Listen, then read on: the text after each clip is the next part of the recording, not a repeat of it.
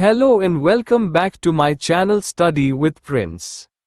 आज हम यांत्रिकी में पहले टॉपिक मापन के बारे में पढ़ेंगे।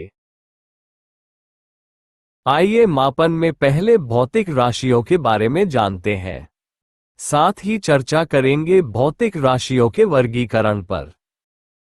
भौतिकी के जिन नियमों को राशियों के पदों में व्यक्त किया जाता है उन्हें भौतिक राशियां कहा जाता है। जैसे कि वस्तु का द्रव्यमान, चाल, बल, दूरी, घनत्व आदि। अब बात की जाए भौतिक राशियों के वर्गीकरण की, तो भौतिक राशियां दो प्रकार की होती है, जिसमें पहला प्रकार है अदिश राशियां यानी स्केलर क्वांटिटी, और दूसरा सदिश राशि यानी कि वेक्टर क्वांटिटी। अब हम अदिश राशि यानी स्केलर क्वांटिटी के बारे में समझेंगे।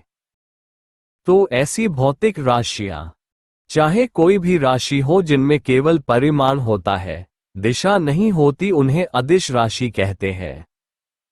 फॉर एग्जाम्पल, जैसे कि बहुत सी ऐसी राशियां हैं जिसमें दिशा की जरूरत नहीं होती। वे राशियां हैं द्रव्यमान, घनत्व, विद्युत धारा, तापमान, आयतन आदि। अब सदिश राशि यानी वेक्टर क्वांटिटी के बारे में पढ़ते हैं। ऐसी भौतिक राशियां जिनमें परिमाण के साथ साथ दिशा भी होती है, उन्हें सदिश राशि कहते हैं। फॉर एग्जाम्पल, जैसे कि वेग, विस्थापन, बल, रेखीय संवेग, कोणीय विस्थापन, कोणीय वेग, त्वरण आदि। अब हम मापन के मात्रकों के बारे में जानेंगे। मापन के मात्रक दो प्रकार के होते हैं। पहला प्रकार है मूल मात्रक या फंडामेंटल यूनिट्स, और दूसरा प्रकार है व्युत्पन्न मात्रक यानी डिराइव्ड यूनिट्स। अब फंडामेंटल यूनिट्स क्या होती है जानते हैं।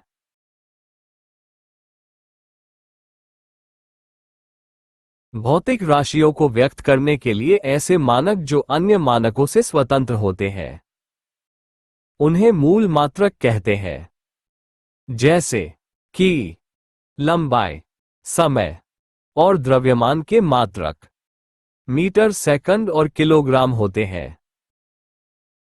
अब हम बात करेंगे व्युत्पन्न मात्रकों की, साथ ही देखेंगे कि कौन कौन सी राशियां व्युत्पन्न मात्रक कहलाती है। जो भौतिक राशियां दो या दो से अधिक मूल मात्रकों की मदद से व्यक्त की जाती है, उन्हें व्युत्पन्न मात्रक कहते हैं। जैसे कि बल, दाब, कार्य एवं विभव के मात्रक न्यूटन, पास्कल, जूल एवं वोल्ट है। अब बात करते हैं एसआई पद्धति के मूल मात्रकों की।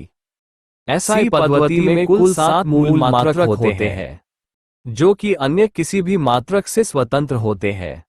ये 7 मूल मात्रक निम्नलिखित तालिका में दर्शाए गए हैं।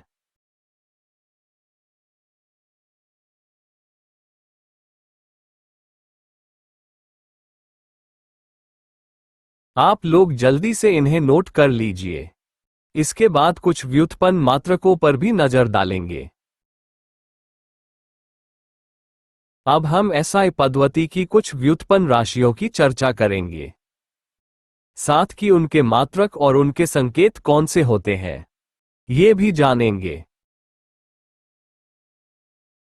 कुछ व्युत्पन्न राशियां निम्नलिखित तालिका में दर्शाई गई हैं।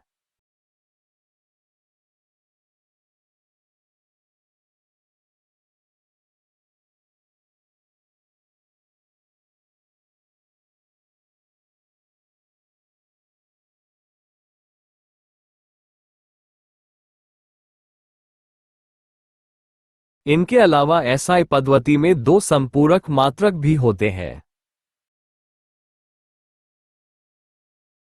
पहला संपूरक मात्रक है रेडियन।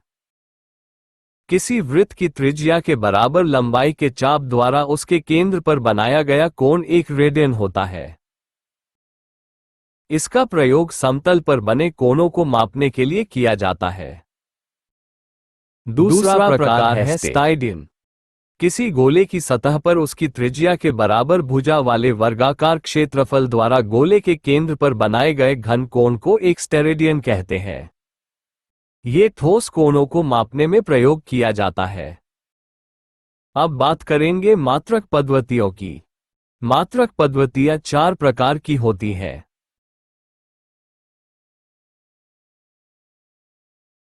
पहली है CGS पद्धति, दूसरी है FPS पद्धति, तीसरी है MKS पद्धति, चौथी और अंतिम है SI पद्धति। आइए CGS पद्धति के बारे में चर्चा करते हैं। CGS पद्धति का पूरा नाम सेंटीमीटर ग्राम सेकंड सिस्टम है।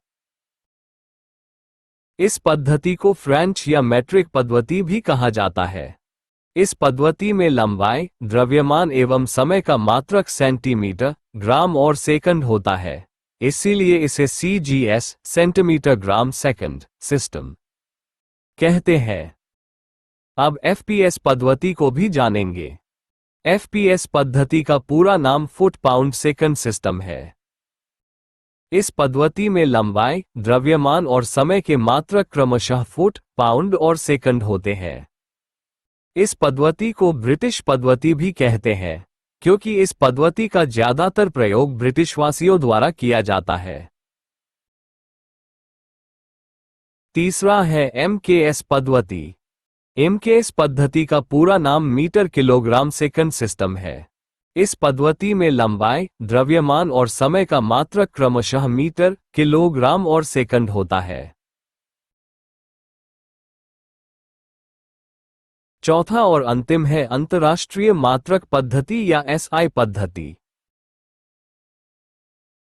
1960 ईस्वी में अंतर्राष्ट्रीय माप तौल के अधिवेशन में SI को स्वीकार किया गया था। SI का पूरा नाम the system of international units है। वास्तव में यह MKS पद्धति का संशोधित रूप है। आजकल इसी पद्धति का प्रयोग अधिकतम किया जाता है। Thanks for watching.